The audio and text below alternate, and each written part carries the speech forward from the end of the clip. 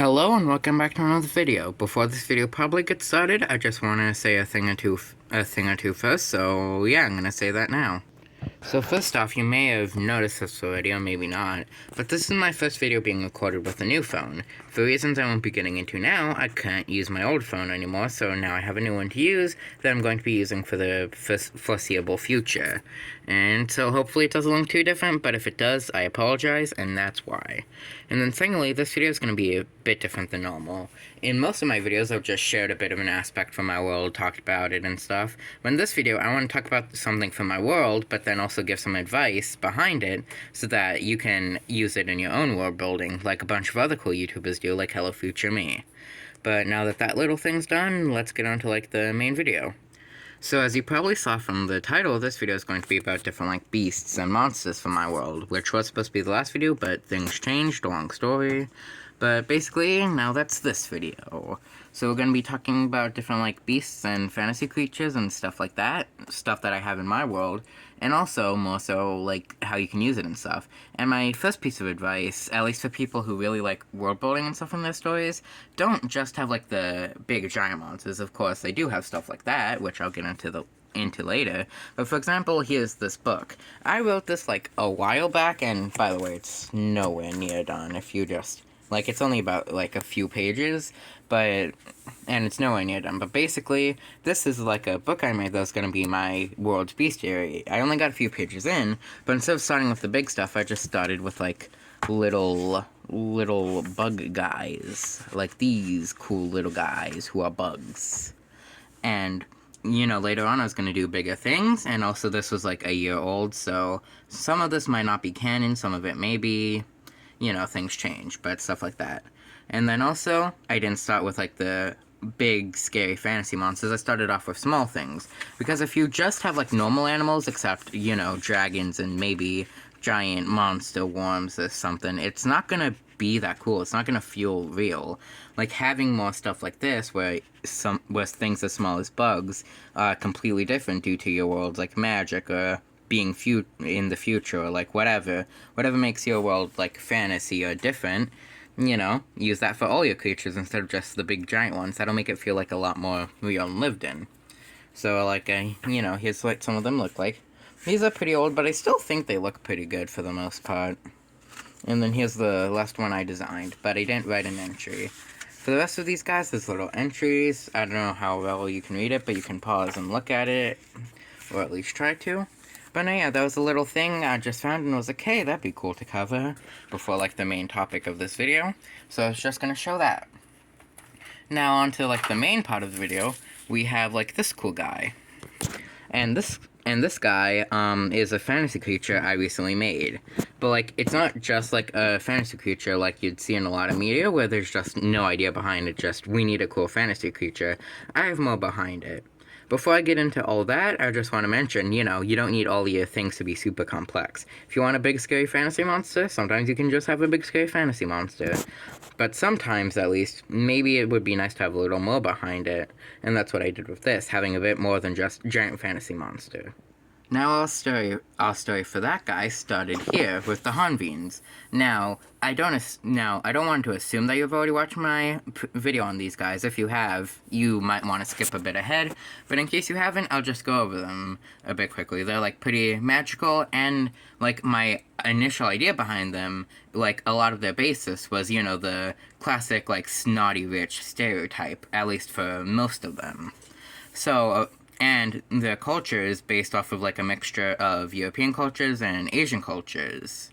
So, as I was thinking about that, rich luxury, and also some Asian inspiration, my mind naturally went to silk, a common luxury good for most of human history that came from Asia, specifically China.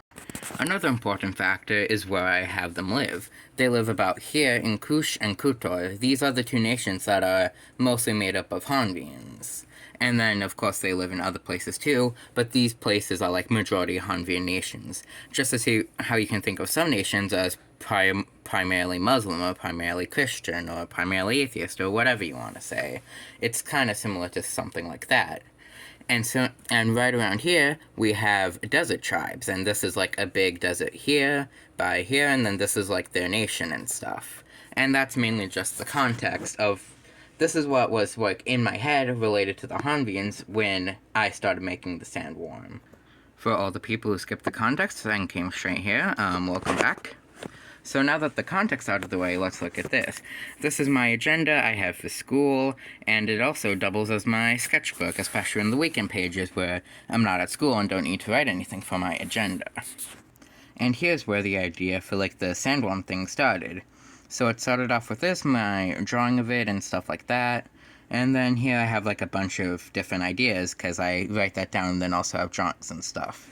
So this is probably really hard to read because my handwriting sucks and it's also pretty small, so I'll kind of explain it. So I drew this guy, just like not really thinking about much, and then I started to think about the Hanvians because it's quite unrealistic to say that, oh, all of them are super rich. Besides, being rich isn't their job, so like what do they do? So I wrote down some like vague ideas of what they do and stuff, and then I had an idea. For this desert, I have the Alcor Desert tribes listed there, but I didn't really have any idea what these tribes really were. I was just like, they're probably like human guys, and they're in the desert. But I had an idea. Some of them are probably humans, but what if a lot of them are actually Hanvian in nature, are actually Hanvians? And there's a lot of tribes of different Hanvians who are more so like closer to hunters. And this also takes inspiration from where I originally got the idea for the Hanvians from, which I'll go over in a different video. But basically my idea is, while most of them are like the classic rich snobby type that I originally envisioned them as living here, there's also tribes of them living here that are more so like hunter-gatherers, and then maybe some here who are like traders or something and like, you know, take the resources from these guys and trade it to the rich people. And this is also a really cool thing because it shows how creatures can like help build out your world and have it be less two-dimensional, but that's not all. So I came up with those ideas, and then after thinking of that, it became pretty obvious that this guy should be some kind of like silkworm in the desert, and that's where another idea crossed into my head. This is probably something most of you don't recognize. Long story short, I used to have a card game channel that slowly became this over time, my world building channel. And yeah, there's like a bunch of old videos you can watch if you search for them. It's basically the same name as my modern YouTube channel. But long story short, you probably know the common trope of like the giant sandworm, which I'm pretty sure is popularized by Dune. Not fully sure, but I'm pretty sure. And if it isn't, my bad. If it is, then I'm correct. But anyway, so like a long time ago, like a year or two back, I made this guy based off of that trope being the giant sandworm in the desert, and I thought this was really cool, and for a while I've been thinking about like redrawing it or like revisiting it or something like that. And then when I was drawing this, it gave me the perfect idea. Giant sandworm in the desert that they get silk from, like silkworms in the real world, and then the desert tribes trade that to the rich people, and that's how they get their silk. And that was almost it, which is still pretty good, but I did have one last thing to think of. So first off, I searched up why silkworms make silk, and of course it's for their cocoons, and that's when I remembered, even though they're called silkworms, they're not actually worms, they're caterpillars, and as such, they metamorph into a different creature. And so that's where like all of this really comes together in a way I found really cool. So this is a giant sandworm. It's an omnivore, so it eats a bunch of animals, and it has like minor earth magic and stuff. So it like burrows deep underground and can like sense your footsteps and stuff, and can come out and eat you if it senses your footsteps. Probably not always, just like if it's really hungry. And like while it's an omnivore, it needs to eat these specific things to make the silk. These are supposed to be like mulberry trees, which are what silkworms in the real world eat. And yeah, and they don't look like mulberry trees, but that's for a really funny reason.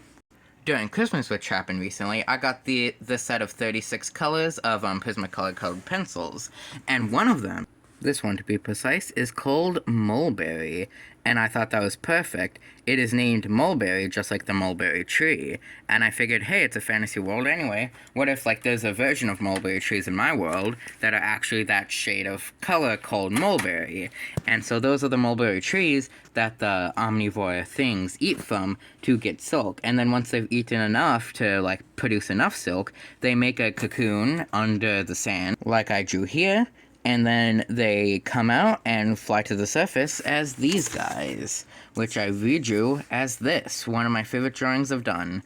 These are probably my two favorite drawings I've done, like, ever. Probably my two favorites I've ever made. And hopefully they just get better and better. But anyway, no longer sidetracked. These guys have air magic because bugs breathe through, like, their skin, and the only reason bugs are so small is because there's not enough air that it wouldn't get any deeper. It's not like us where we breathe in, it just naturally kind of goes in through their skin. It doesn't, like, suck it in like we do by breathing.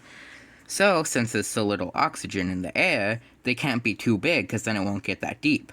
But with air magic, they can. And so, they're able to grow really big, and that's basically, like, all of this wrapped up. So, it's a really cool idea of how you can give your animals magic in your world, and have it not just be a thing that shoots fire or something, how it can actually play into a creature's, like, biology and stuff. And then can also show how cool, like, taking inspiration from real-world animals is, because my main inspiration for this guy was a desert bug called the tarantula hawk, which is really cool, and it was really fun to research and everything. And long story short, maybe the way I explained it didn't make it sound that cool, but to me this is really cool how a bunch of different concepts and ideas tie together almost perfectly to make something that feels like not like something you've made up, but something you've, like, written down. Like you're a researcher into your world and have written down the whole relationship between these guys, the Hanvians that hunt them, and the trading that happens between the rich Hanvians and the hunter-gatherer Hanvians. So long story short, this was a way to show off some creatures from my world, while also talking about how cool it can be to, you know, see your fantasy creatures. And not all of them, but at least some of them, you can dive, like, a layer deeper and really, like, explore the effects they have on the world and the effects the world has on them, and, like, magic and stuff. And sorry if this came off as a little rambly or you don't like the new style, but I think this video is pretty cool. And if you think so too, or if you just want to be nice, there's a bunch of stuff you can do to help. But if you were to just do one thing, it would be to subscribe, because it'd be really cool to see this channel grow. Have a good day, and bye!